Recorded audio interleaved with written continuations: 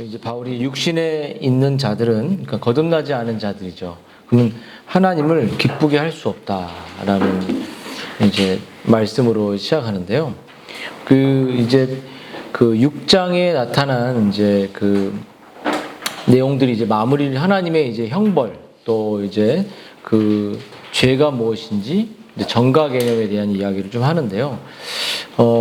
원죄 교리를 오늘 좀 공부를 하는 거예요. 원죄 교리는 여러분 별로 이렇게, 원죄 교리는 이제 아담의 지은 원죄가 우리들에게 대표적으로 우리들에게 또 똑같은 그 원죄의 그 오염이 우리에게 생겼다는 건데, 이제 원죄 교리에 대해서 이제 우리 친구들도 또 우리 지체도 잘 이해를 다시 한번 지금 보면서 했으면 좋겠는데요. 원죄 교리는 별로 인기 있는 교리가 아닙니다. 왜냐면 인간을 죄인으로 보기 때문에 인기 있는 교리가 아닌데, 장 자크 루소라는 사람이 있었어요. 루소 철학자. 근데 이 루소가 어떤 생각을 했냐면, 루소는 이렇게 말했어요.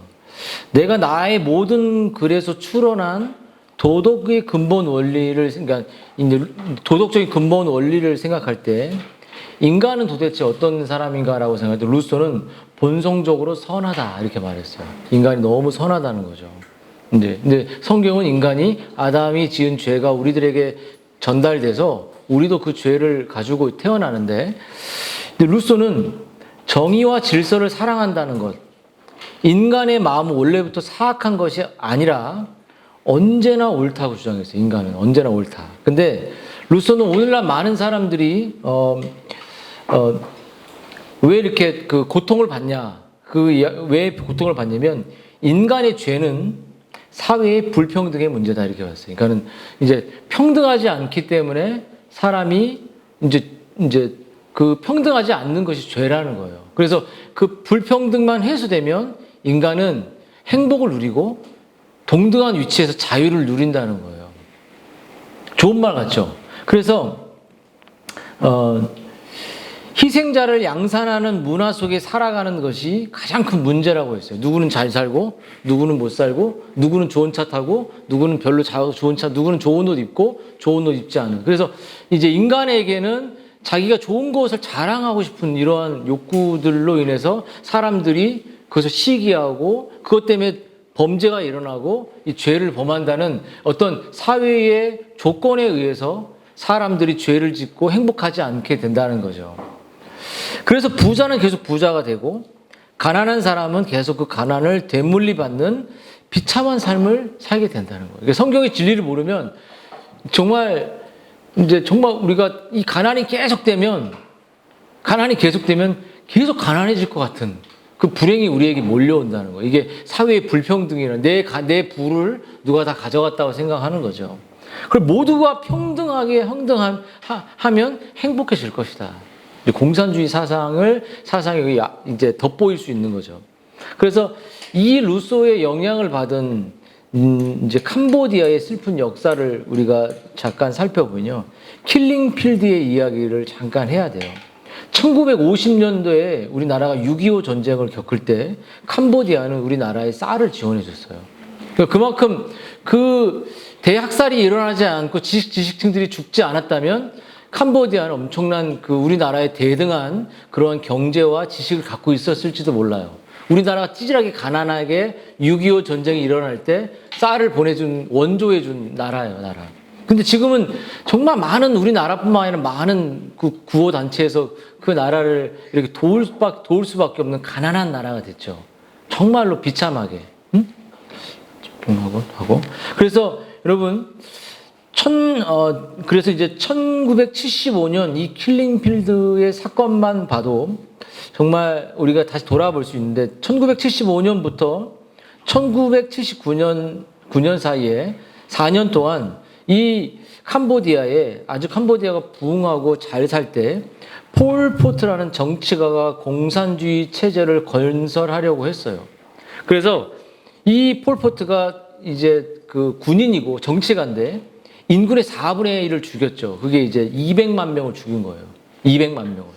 그냥 다 학살해버렸어요. 근데 대량 학살을 낀 사람, 어떤 사람을 죽였냐, 이 폴포트라는 사람이. 안경 낀 사람. 여기 안경 낀 사람 다 죽어나는 거야. 안경 끼고, 또, 뭐, 손이 깨끗해. 고생 안 해갖고 손이 부들부들한 사람들. 손 보고 죽여. 손이, 여기 막 굳은 살 베기고 농사꾼들은 안 죽였고, 손이 부들부들한 사람들. 손 봐봐. 그리고 여성, 심지어 노인, 갓난아기. 물론 부자와 지식층들은 다 죽은 거야. 똑똑하고 연구자고 또 부의 계보가 이어져서 공부를 할 만한 사람들은 싹 다 죽여버렸습니다. 그리고 저기 농촌에 가서 자연 친화적으로 농사 같은 일들을 시킨 거예요, 할 때. 그러고 나니까 어린 애들까지 그 가능성 있는 사람을 다 죽이니까 이 캄보디아에 남는 거는 아주 무식한 사람들만, 공부 안 하는, 정말 노력해서 자신을 개발할 수 없는 사람들만 남겨서 지금의 이런 캄보디아에 이르는 거죠. 근데 이런 사회 지도자, 공무원, 의사, 연구원, 학자, 뭐 노인, 어린 아이들까지 싹 다 이 사람이 200만 명을 죽였는데, 이 사람이. 그는 인간의 불평등이 없으면 악이 사라질 것이라는 생각을 갖고 했는데, 이 폴포트가 누구에게 영향을 받았냐면 아까 장 자크 루소의 사상을 그대로 이어받은 거예요. 공산주의 사상을 그대로 이어받은 거죠. 인간은 선하다는 거예요. 인간이 악한 게 아니라 선하다는 거예요.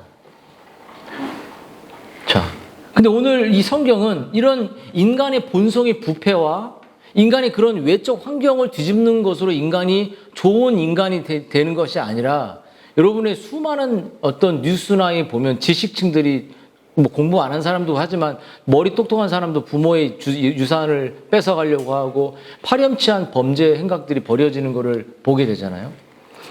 그러므로 여러분, 이 사건이 보여주는 것은 정말 거짓된 그 정말 공평하게 되면 다 행복하실 것이라는 이런 유토피아가, 이런 온 학살을 일어나는 것처럼 인간의 이 타락과 인간의 본성을 모르면, 우리는 아이가 공부를 잘 시키면 이 아이가 좋은 아이로, 세상에 정말 멋진 아이로, 정말 공헌하는 아이로 자랄 거라고 생각하지만 그 아이가 범죄자가 될 수도 있다는 거예요. 우리들의 삶이 그렇게 하나님이 없으면, 우리의 죄인됨을 모르면 인간은 그렇게 대학살을 일으키고 수많은 사람들을 다 죽이는 일들이 벌어진다는 거죠. 그래서 아담의 타락으로, 아담의 우리 조상이거든요. 우리의 선조의 아담의 타락으로 아담이 범죄한 그 범죄의 사건으로 말미암아 온 인류가 아담의 혈족으로 쭉 이어지면서 그 죄가 내면에 탑재되면서 튀어나오는 거예요. 내 안에. 여러분, 우리가 아담의 죄로 그 죄가 전가되어 죄가 실제한다는 것을 우리가 이제 그런 질문을 했다고 하죠. 아담의 죄가 왜 우리의 죄가 됐는가? 근데 그것을 머리로 이해하는 건 어렵죠. 왜 아담이? 근데 그게 우리의 삶에서 느껴진다는 거예요. 여러분, 아이들의 거짓말을 한번 보십시오. 아이들의 잔인성을 한번 보십시오. 아이들이 형제끼리 탁 싸우고 나서 정말 미안할까요? 걔가? 정말 진짜 미안한 마음이 있을까요? 그리고 우리가 형제지간 살지만, 피를 나눈 형제지만 돈 문제로 우리는 안 만나기도 합니다. 내가 난 부모일지라도 내가 사는 게 힘들면 고려장 비슷하게 등지는 게 우리들의 본성 아닌가요? 아닐 것 같아요? 그게 나타나죠. 잔인한성이 우리 안에 있는 거예요. 잔인성이. 응? 뭐 할 때 먹지 마. 목사님 봐. 자, 잔인성. 여러분, 이런 그 죄는 우리의 모든 관계를 왜곡하고 자기 중심적으로 모든 사건을 해석하려고 합니다. 이게 아담이 주었던 죄의 전가예요. 죄가 들어와서 내 중심적으로 바라보는 거죠. 그래서 내 중심적으로 바라볼 때 아름다웠던 그 성들, 우리가 성이라는 남자와 여자를 통해 아이를 낳는 이 성의 개념을 왜곡시켜버리고 낙태가 발생하고 자기 중심적으로 쾌락을 즐겨서 책임 안 지고 아이를 낙태하고 죽이는 일들도 죄에 의한 인간의 왜곡된 이 본성에서 나오는 것이죠. 이 죄의 파괴적인 효과는 결혼 생활을 파탄으로, 인종의 학살로, 나라와 나라의 전쟁을 일어나는 일들이 끊임없이 일어나는 거예요. 이 타락으로 말미암아. 그래서 이 아담으로부터 그 후손이 물려받은 죄의 이 전가는 우리에게 부패한 성품과 우리의 말과 행위와 생각을 다 오염시켜. 우리가 먹고 손대는 모든 것이 다 거기 안에 순수함이 없는 거예요. 모든 순수함은 사라지는 겁니다. 우리 인간에게. 그래서 천도 토마스 구디는 죄는 지면 전체를 뒤엎고 있는 홍수라고 합니다. 죄가 싹 다 뒤엎고 있는 거예요. 슬프게도 우리는 아이들에게 죄 짓는 법을 가르칠 필요가 없어요. 저기 은율이 잘 들어봐. 죄 짓는 법을 가르칠 필요가 없어요. 우리가 죄 짓는 법을 가르쳤나요? 근데 안 가르쳤는데 죄를 이미 짓고 있잖아요. 그게 죄가 전가된 거야. 어느 순간 엄마의 눈치를 보면서 거짓말하기 시작하는 그 순간, 엄마가 가르치지도 않았는데 그 거짓말이 나오기 시작하는 거예요. 했어요. 숙제했어요. 학원 가기 싫은 이유가 숙제를 안 한 이유가 더 크겠죠. 아니면 뭐 다른 이유도 있겠죠. 가르쳐주지 않아도 죄가 이미 들어가서 죄가 전가된 거예요. 그 죄의 결과로 우린 죽게 될 거예요. 사망에 이르고 심판에 이르게 되는 거죠. 왜 아담의 죄가 왜 우리한테 왔어요라는 건 눈에 보이지 않지만 눈에 보이는 게 있어요. 내 자신이 거짓을 하고 있다는 것 자체가 아담의 죄가 우리에게 온 거야. 내가 죄인이라는 거지. 어느 순간 엄마의 눈치와 아빠의 눈치를 보면서 또 하나님의 주변의 눈치를 보면서 내가 정말 신자처럼 행동하려는 약간의 포장된 내 모습을 보이는 이 죄의 모습이 있다는 거죠. 그래서 다윗은 이렇게 말했어요. 내가 죄악 중에 출생했다 이렇게 말했어요. 그리고 바울은 의인이었고 하나도 없나니 그랬어요. 아담으로부터 물려받은 이 부패한 성품을 물려받았다는 거죠. 그래서 이 죄를 물려받은 사람들은 죄의 책임을 져야 돼요. 어떤 책임? 죽음과 심판의 책임을 져야 돼요. 그리고 하나님의 율법을 지키지 못한 저주를 받게 되는 거예요. 그리고 아담 안에서 아담과 함께 아담이 죄를 지었기 때문에 아담의 조상 후손인 우리들은 그 죄를 그대로 태어나면서부터 영적으로든 우리 안에 그 내재된 오염의 상태로 죄를 가르쳐주지도 않아도 죄를 지을 수밖에 없는 상태로 인간은 태어나 그렇게 심판을 받게 된다는 거죠. 그래서 헤르만 바빙크라는 사람이 이렇게 말했어요. 아담과 그의 모든 자손의 경우에 죄악된 상태는 죄악된 행위를 수반한다고 말합니다. 죄인된 아담은 자신의 죄악됨을 닮은 자손을 낳았습니다. 그러니까는 이미 우리들은 다 죄인이고 나로부터 태어나는 모든 자손들은 다 죄인인 거야. 나도 죄인이고 그 자녀도 죄인이고. 그래서 구원은 뭐냐? 구원은 아까도 오전에 말했던 것처럼 정말 내가 구원받았다는 걸 어떻게 아냐면 정말 내가 죽었다가 다시 살아나는 그 경험이 그리스도께서 내 죄를 용서하셨다는 그 경험이 내 안에 있는 거예요. 그 전까지는 다 내가 죽은 상태로 영적으로 하나님과 교제할 수 없는 상태로 내 중심성인 상태로 살아간다는 거죠. 그 오인의 사상을 계승한 데이비드 클라슨이라는 분이 이렇게 말해요. 1600년도에 인간의 영혼은 폐허가 된 성체처럼 남아있다. 그러니까 인간의 죄로 말미암아 다 죽어있기 때문에 그냥 폐허의 성처럼 이렇게 그냥 예전에 예수님이 살았던 그런 예전에 누가 화려하게 살았던 그 성만 남아있는 거죠. 곳곳이 무너져 내린 성벽, 여전히 남아있는 여러 설비의 잔재들을 통해 우리는 이 성체가 어떤 모습이었을지 추측할 수 있다. 하지만 이 성체의 장식물과 귀한 내용물들은 모두 없어졌다. 그러면 여러분, 우리가 이렇게 죄가 우리에게 전가되고 죄가 우리에게 보이지 않지만 우리 안에 들어왔다는 것은 내가 죄를 밥 먹듯이 짓고 있는다는 거죠. 그러면 회개란 어떤 것이냐면 자신의 부패한 상태를 가슴 아파하며 하나님 앞에 나아가는 거예요.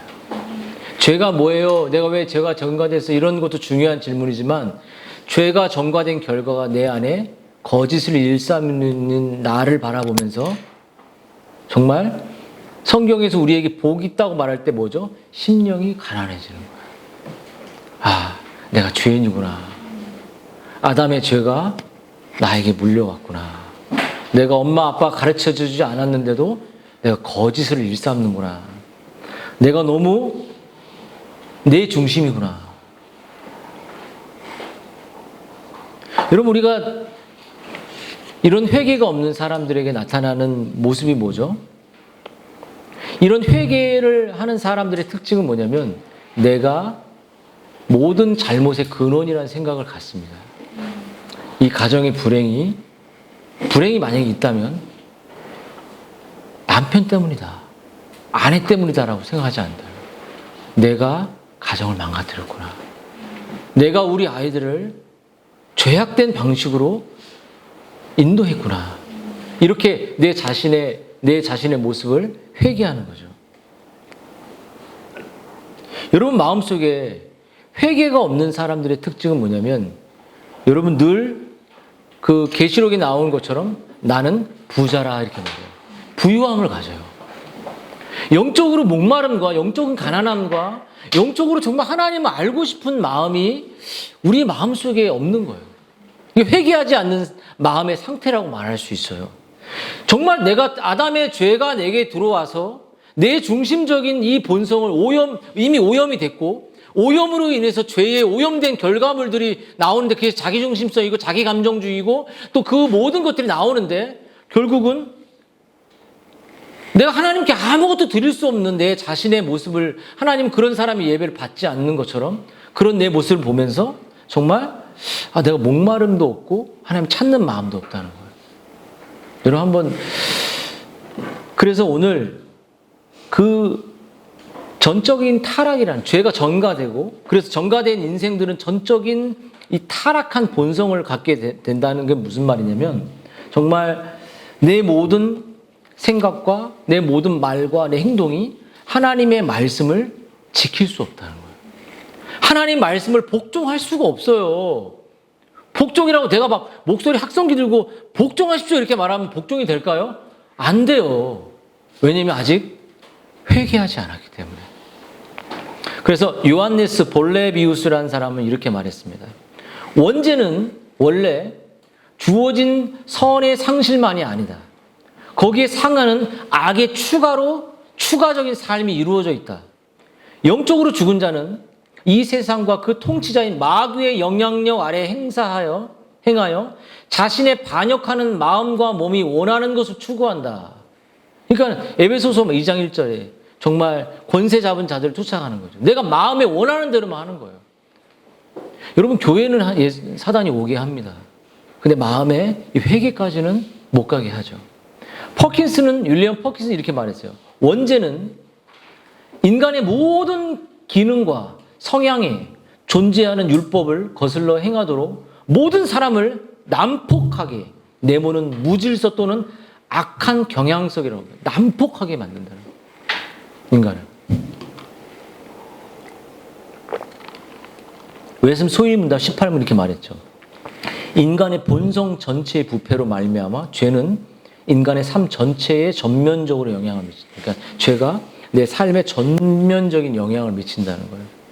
그러면 여러분, 인간의 마음에 이 전적으로 이 죄가 전가되어 그 죄가 나를 전체를 부패하고 타락하게 만들었던 게 뭐냐면, 이 창세기 8장을 봐도 이는 사람의 마음에 계획하는 바가 어려서부터 악함이라. 어릴 때부터 악하다는 거예요. 어릴 때부터. 그리고 여호와께서 그 사람의 죄악이 세상의 관영함과 그 마음의 생각의 모든 계획이 항상 악해요. 항상. 항상 악해. 여러분 예를 하나 드리겠습니다. 윌리엄 쉐드라는 분의 이야기죠. 청교도 목사님인데, 자기 마음이 항상 부패하고 악하다는 건 뭐냐면 깨닫지 못한다, 자기 중심밖에 모른다는 거예요.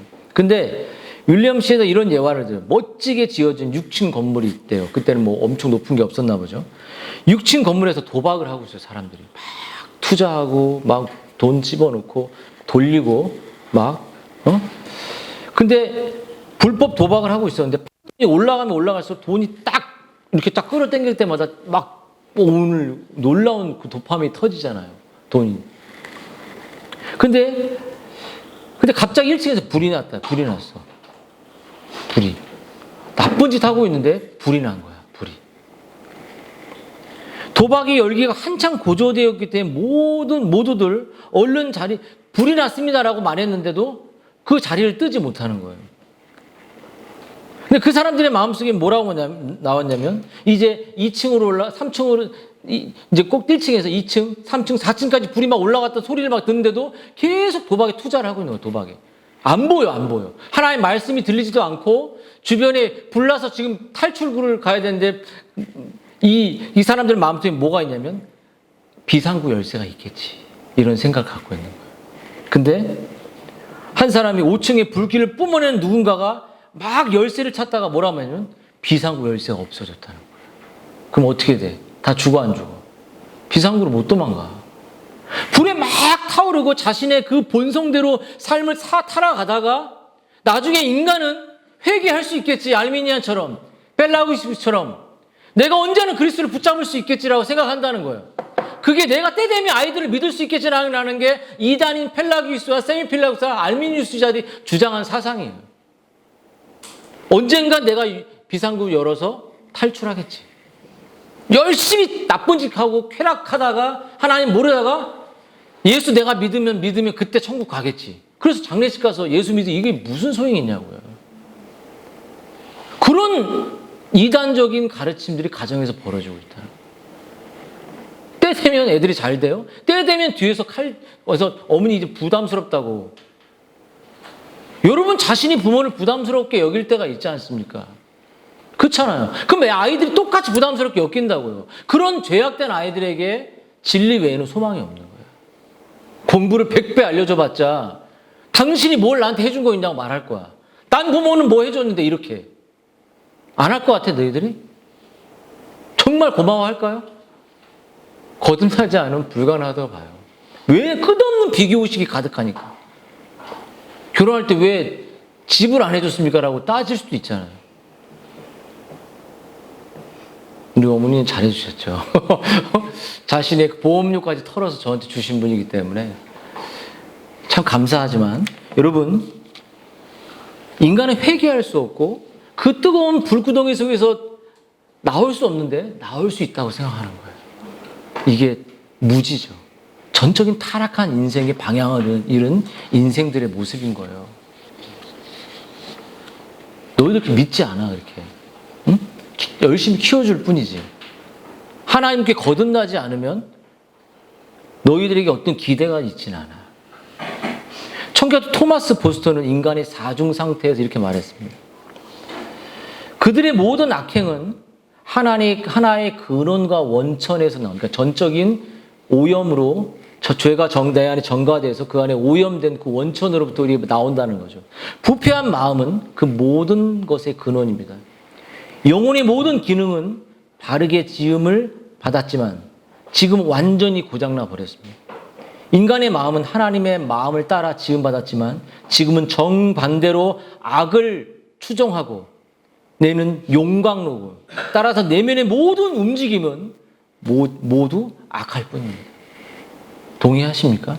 여러분의 모든 내면의 움직임이 악할 뿐이라는 거예요. 하나도 선한 게 없다는 거예요. 그 존 맥케이라는 사람 예레미야의 말을 이렇게 얘기했어요. 유다의 죄는 금강석 끝 철필로 기록되되, 이 말은 인간의 마음에 새겨져 있는 교정할 수 없는 금강석처럼 죄의 본성이 각인되어 있기 때문에 아무도 인간의 마음을 고칠 수 없다는 거예요. 남편도 아내도 이 더러운 아이들, 이 더러운 자기 중심성이 커져가는 아이들에게 금강석처럼 새겨져서 그 타락한 본성을, 자기 중심성을, 자기밖에 모르는 이 본성을 고쳐낼 수 있는 게 아무도 없다는 거예요.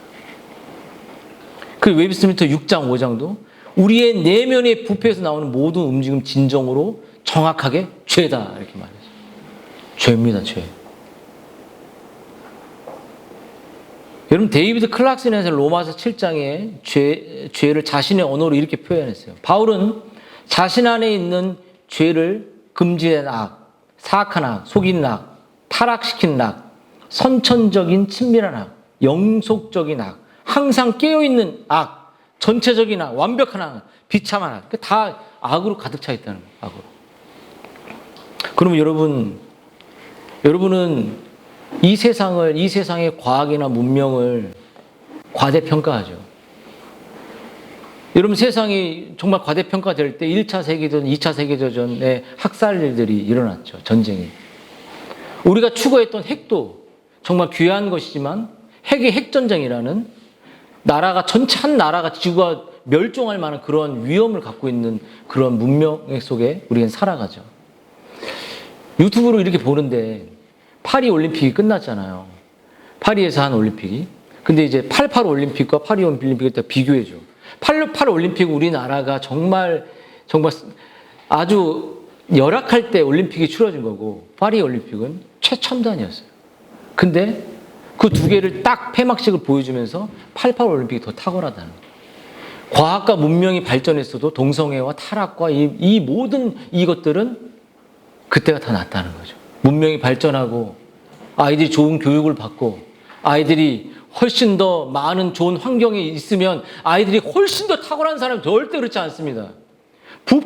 이미 부패해 있기 때문에 이미 점점 썩음이 더 커져가는 거예요. 아이들은. 자기 중심에서 부모에 대한 감사가 나오지도 않아요. 고마움도 없어요. 돈이나 조금 주면 좋아하지. 순종 안 합니다. 너무 기대하지 마세요. 너무 기대하는 거 아니에요? 여러분, 이러한 것은 다 진화론적인 합리적인 사고로부터 인간의 본성이 나오는 거죠. 사람들은 인간의 의지가 완전하다고 생각합니다. 그래서 이러한 일들이 벌어지는 것처럼 이 기독교의 역사 속에 인간의 의지가 완전하고 인간이 선하다는 사람들이 많이 있었어요. 인간은 원죄가 없다. 죄가 전가되어서 그 내 안에 있는 죄가 없이 선하다. 아담의 죄는 아담의 죄일 뿐이라고 말하는 사람들이 있었습니다. 그 사람은 뭐냐면 펠라기우스, 세미펠라기우스라는 사람들이 있었어요. 여러분, 펠라기우스라는 사람은 4세기 때의 인물인데요. 그는 금욕적이고 평신도 있고 수도승이었어요. 영국의 아일랜드 사람이었어요. 그는 엄격한 태도로 자기를 개선하려고 했던 사람이었어요. 그 펠라기우스는 뭐라고 말했냐면 인간에게는 원죄라는 게 없다. 원죄가 없대요. 아담의 죄가 전가돼서 내가 죄인으로 태어난다는 게 그렇지 않다는 거예요.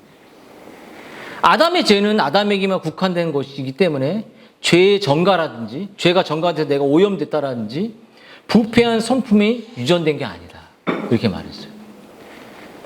인간은 아담의 원죄가 아니라 자신이 직접 지은 죄로 심판받는 것이다.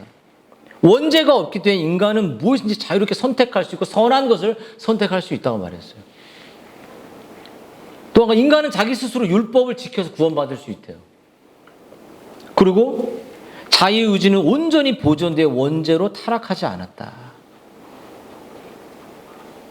십자가의 사건은 우리의 구원에 도움이 되지만 모범이 되지만 우리는 그분의 모범을 따름으로써 은총을 받고 구원받는다고 이렇게 자기가 따라가고 노력하는 것을 구원받는다고 말했어요. 물론 이러한 논쟁은 418년에 이 카르타고 공유에서 펠라기우스가 이단이 됐지만 이 펠라기우스 사상이 그냥 거기서 끝난 게 아니라 이제 세미펠라기우스로 반펠라기우스라고 말해요. 거의 비슷해요. 이 반펠라기우스는 이 기독교 그 카톨릭 안에 기독교 안에 아주 자리를 잡죠. 신인 협동설. 그러니까 뭔가 하나님의 구원에 우리가 협력할 수 있다는 거예요. 이게 로마 천주교 안으로 영향을 받게 됐죠. 이 세미펠라기우스자들은 인간의 원죄를 인정합니다. 죄책이나 죄의 전가와 부패한 성품의 유전을 인정하고 유아세례도 해요. 근데 하나님의 은혜가 절대적인 것이라고 생각하지 않아요. 인간이 노력하면 얻을 수 있고 노력하면 구원을 받을 수 있다고 생각하죠. 이런 것이 이제 세미펠라기우스의 이 사상이 로마의 카톨릭으로 깊이 조화가 일어나서 칠성례나 공로주의 사상으로 흘러가게 됩니다. 그러면서 이제 알미니우스 자들이 끝없이 이제 하나님의 자기의 의지와 노력으로 구원을 얻을 수 있다고 말하죠. 그래서 하나님의 은혜를 저항할 수도 있고 인간은 부분적으로만 타락했다. 완전 타락한 게 아니다라고 이런 강조를 가지고 있죠. 그럼 이런 것들이 한국 교회 안에 가득하게 자리 잡고 있는 것이에요. 근데 성경은 여러분, 우리의 삶의 전체의 타락과 완전한 부패가 이루어졌다고 말해요. 여러분, 죄는 사람의 언어, 행위와 관계, 뜻, 사고방식 전체를 부패시킵니다. 저주받은 영혼의 모든 능력은, 이 율법의 저주 아래 있는 모든 영혼들은 그 기능을 다 하지 못한다 그래요. 총명의 눈은 감겨 있고 안개 낀 것처럼 뿌옇게 하나님의 지식을 이해할 수 있습니다. 모든 영적 지각은 봉쇄되고 내면의 모든 것은 돌처럼 차갑게 굳어 있어요. 차갑게. 여러분이 차가운지 한번 보십시오. 에드워드 레인 원주는 바닷물의 한 방울의 염분이 존재하듯 인간의 모든 기능 속에, 인간의 모든 것 속에 죄가 존재한다. 여러분, 불신자의 경우는 이 부패가 전면적으로 지배하지만 거듭나지 않은 신자를 향해 칼빈은 이렇게 말합니다. 우리가 사람 앞에 아무리 훌륭해 보아도, 아무리 우리가 사람들 앞에 명예와 존경을 받을지라도 하나님은 우리를 혐오하신다. 혐오의 아이들로 키우실 겁니까? 아니면 하나님 앞에 존귀한 아이들로 키우실 겁니까? 세상에 아무리 너무나도 공부 잘했어, 너무나도 저 훌륭해 이렇게 말해도 하나님은 그를 혐오한다고요. 왜냐하면 그에게 그 그리스도의 용서가 없기 때문에. 여러분, 전적인 이 무능력인 인간의 상태는 그래서 어떻게 되냐면 죄의 지배를 받는 것이에요. 사단의 지배를 받아요. 그래서 청교도 크리스토 러브가 이렇게 말했어요. 죄는 죄인을 완벽하게 지배한다. 나의 아들아, 주께서 너희를 자유롭게 해주시지 않으셨다면 너희는 꼼짝없이 노예일 수밖에 없다.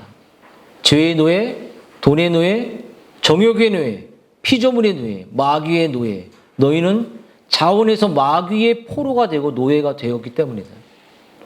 여러분, 아담은 하나님의 말씀을 듣지 않고 사단의 거짓말을 들음으로써 최초로 죄를 지었고 그 이후로 인간은 마귀의 노예로 살아가는 거예요. 마귀를 대적할 수 없어요. 거듭나지 않은 사람들은 마귀의 그냥 수족이기 때문에 대적할 수 없는 거죠. 여러분, 그리고 전적인 무능이라는 말은 뭐냐면 구원에 있어서 절대 무능하다는 거예요. 어떻게 무능하냐? 오늘 이 성경이 이렇게 말하잖아요. 구스인이 그 피부를, 표범이 그 반점을 하얗게 할, 구스인은 까만 사람 중에 가장 까만 사람. 얼굴 하얘지고 싶어? 막 배고같이? 불가능해. 응? 제가 가끔씩 이렇게 보면 제 피부 좀 여기는 좀 속살은 하얀데, 응? 하얀 걸 본받고 싶어요. 불가능하다 그러지. 정말 구스인이 그 피부를 표범의 반점을 없앨 수 없듯이 우리는 하나님의 스스로 구원을 이루는 것이 불가능하다는 것이에요. 선을 행할 수 없고 하나님의 구원에 동참할 수 없다는 거예요. 여러분, 여러분이 전적으로 타락해 있고 전적으로 무능하다는 것은 여러분의 지성이 그런 무능을 경험한다는 거예요. 여러분, 인간의 지성은 과학적으로 놀랍게 탁월하게 이렇게 우리가 발전했다고 하지만, 여러분, 인간의 지성은 부패하에 교회 선과 악을, 하나님의 선한 뜻과 하나님의 악한 뜻을 분별하지 못합니다. 계속적으로 타협하려고 그래요. 하나님이 하지 말라는 것을 계속 타협하려고 그래요. 무엇이 참된지 무엇이 거짓인지 분별할 수 있어요. 우리가 왜 교회를 갈 때 예배를 왜 드려봅니까? 가서 예배 왜 드려봐요? 교회를 선정할 때. 왜 들어보죠?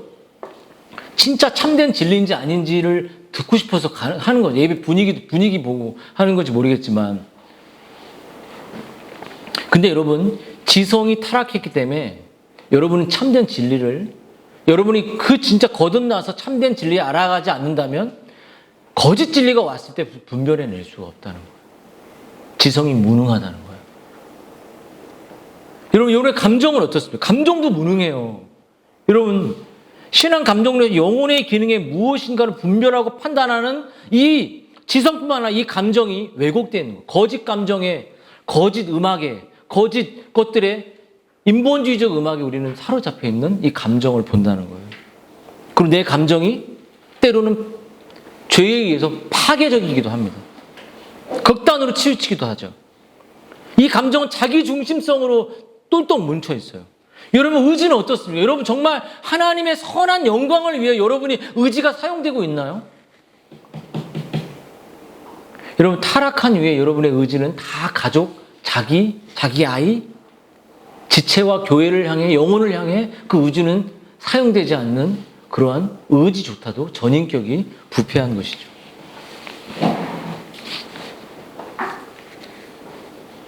여러분 막 불이 났다는 사실을 아까 제가 말했듯이 자신의 삶에 문제가 있다는 사실을 인식하고 정말 불이 나서 지금 죽음의 위기 속에 있는데도 자리를 뜨지 않고 그 자리에 앉아서 도박을 계속하고 있다는 거죠. 무슨 말이죠? 거듭나지 않으면 그 실천이 동반될 수가 없어요. 왜 안 하냐라고 말하는 것은 거듭나지 않은 사람한테 하라고 말하는 것과 똑같은 거예요. 하지 못해요. 불가능합니다. 실천이 동반될 수 없어요. 불이 타올라서 그냥 죽을 때까지 계속 도파민을 쫓아 죄를 쫓아가는 게 인간의 나락으로 가는 그 나락에서 정말 하나님의 은혜를 붙드는 건 전적인 은혜죠. 근데 의지가 끝없이 계속적으로 타락의 길로 간다는 거예요. 성경이 뭐라고 말하죠? 요한복음 15장에는 너희가 나를 떠나서는 너희가 아무것도 할 수 없다 이렇게 말했어요. 근데 주님 떠나서 여러분 다 할 수 있다고 생각하잖아요. 뭔가 선한 일을 하고 할 수 있다고 생각하죠. 여러분 자신이 심각한 병에 걸렸다는 사실을 아는 사람만이 용한 의사를 찾죠. 여러분 영혼의 질병을 고치고 싶은 사람만이 정말 하나님의 말씀 앞에 거하게 됩니다.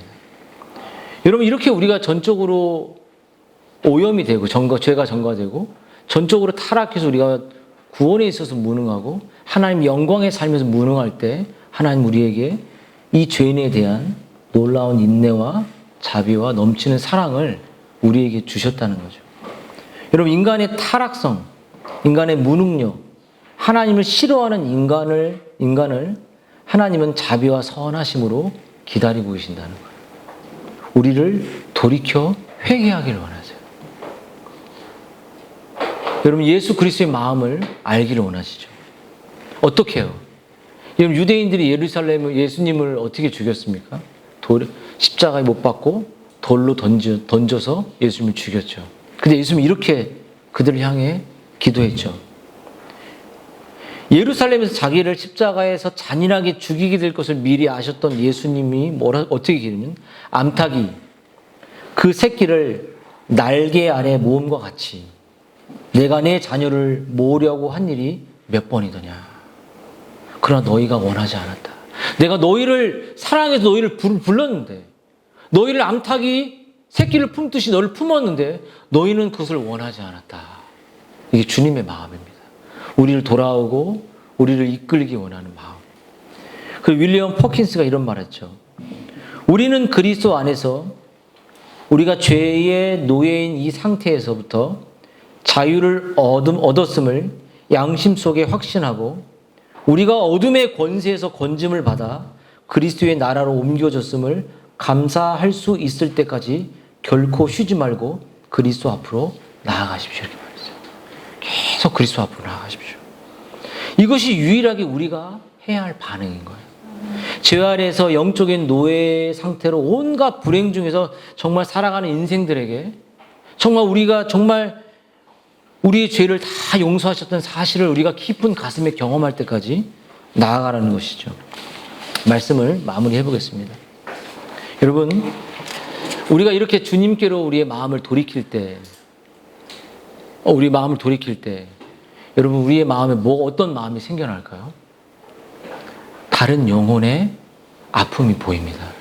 나는 가난하고 나는 환경이 힘들고 나는 아무것도 없어도 그 그 자신의 칠흑 같은 그 죄가 전가된 내가 오염되어 평생을 오염된 상태로 무능하게 살던 내가 그리스도의 용서와 은혜로 받아짐을 얻고 그리스도의 품 안에 암탉이 우리를 품는 그 품을 얻었을 때 내 영혼에 생겨나는 정서가 무엇이냐면 여러분 가족을 지체를 불쌍히 여기는 마음이 내가 생기는 거예요.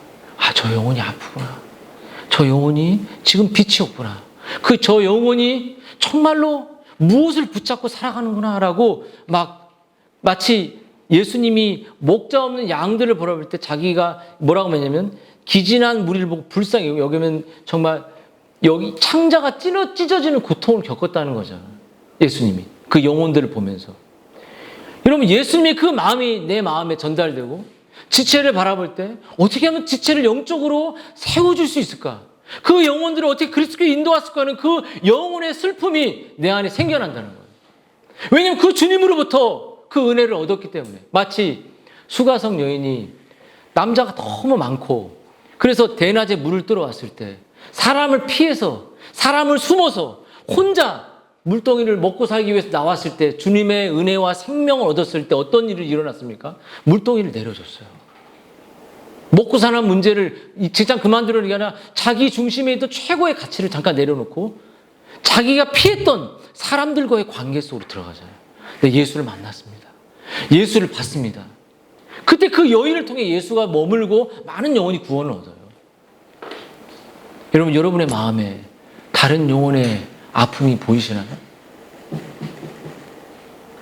다른 영혼의 그 반응하지 못하고 다른 영혼이 세상으로 분노하고 세상으로 쩌들어 있는 그 이기적인 헛물과 죄로 죽었던 그 하나님의 진노 아래 있는 그들의 그 세상 것을 얻지 못해서 분개하고 있는 내가 이렇게 왜 가난해야 돼? 내가 왜 이렇게 없어야 되고 말하는 그 비교의식과 열등감으로 사로잡혀 있는 그들의 아픔이 여러분에게 보이는지 그게 보이면 여러분은 거듭난 신자입니다. 그게 안 보이고 나만 보인다. 그럼 여러분의 구원을 어떻게 돌아봐야 될지, 예수님의 마음이 여러분의 마음에 어떻게 이해되는지 돌아보게 되는 거죠. 여러분, 내 영혼이 깨어있고 내 심령이 가난해질 때 우리는 어떻게 하냐면 애통하게 돼요. 심령이 가난한 자 복이 있나니 애통하는 자 위로받을 것입니다. 여러분, 내 영혼이 깨어날 때 나의 눈이 떠지고 병들고 지쳐있는 영혼들이 보이기 시작하는 거죠. 그때 우리는 우리의 주님 나의 가족에게 복음을 들려주십시오. 우리 저 지체에게 저 영혼의 그 활력을 허락해 주십시오. 정말 사도 바울이 내가 근데 구원에서 끊어질지라도 내 민족들이 구원에서 끊어질 수 없죠. 근데 반어법적으로 내가 구원에 끊어질지라도 저 민족들을 구원해달라고 말하는 바울의 마음. 암탉이, 엄마가 그 새끼를 품는 그 마음. 여러분, 그러므로 원죄의 교리는 영광의 교리고, 원죄의 교리는 그 타락으로 말미암아 있는 구속을 우리에게 경험시켜주는 하나님의 영광의 교리라는 거예요. 원죄 교리는 내가 원죄의 죄인받아 이거 아니라 그 원죄로 말미암아 타락한 무능한 나를 구속을 발생시켜서 구속으로 말미암아 내 영혼이 다시 아담 때가 아닌 아담보다 더 탁월한 위치를 이루는 은혜를 경험하게 하죠. 내가 구원받고 사랑받을 만한 가치가 없는 나 같은 죄인에게 하나님의 아들을 보내셔서 그 아들이 모든 내 죄를 그 아들에게 부으신 그 용서하신 그 은혜를 깨닫는 거죠. 여러분, 우리가 이 구원하신 이 사랑을 경험하게 되면 다른 영혼들을 불쌍히 여기고 지체들을 섬기는 그 힘의 원천이 거기로부터 나온다는 거예요. 여러분, 다시 한번 여러분의 원죄의 교리가 뭐고 그 교리가 어떻게 원죄가 나에게 왜 전가됐고 그 전가된 내 온 전인격이 무능해지고 구원에 이를 수 없는 나에게 구원의 은혜를, 구원의 지성을, 구원의 감정을, 구원의 의지를 발생시키는 그 하나님의 전적인 용서의 사랑이 내 안에 임했다는 증거는 바로 다른 영혼에 대한 불쌍히 여기는 마음입니다. 이 마음이 여러분 안에 일어나서 정말로 공동체를 살리고 가족을 이렇게 불쌍히 여기는 우리 모두가 됐으면 좋겠습니다. 한번 같이 한번 기도했으면 좋겠습니다.